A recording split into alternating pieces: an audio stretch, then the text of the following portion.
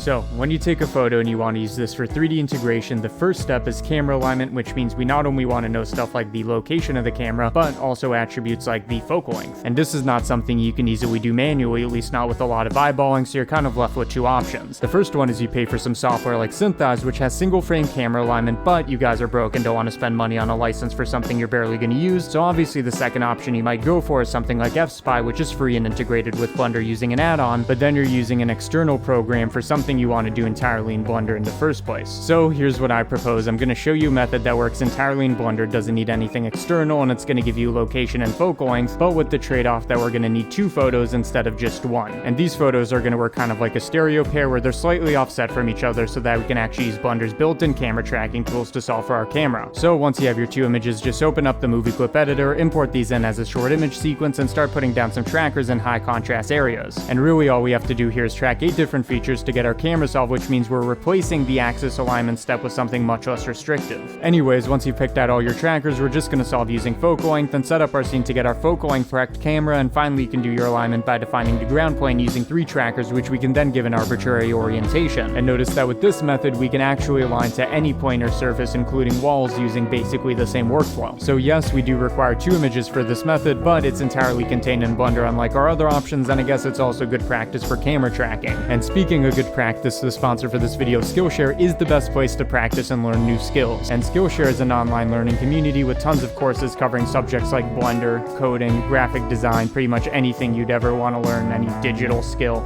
you can find it on Skillshare. And they also have online workshops so you can learn alongside thousands of other students in a more interactive way. And one course in particular I want to recommend is how to make merch with Draplin, who actually has a bunch of other courses on Skillshare, but this one really gets into how to diversify single design so you can apply it to a bunch of different formats. And this course and other premium Skillshare courses become available at the premium membership, which is already affordable at an annual subscription of less than $10 a month. But, and this is a big but, if you click my link in the description down below, you can get 2 free months of the premium version of Skillshare, so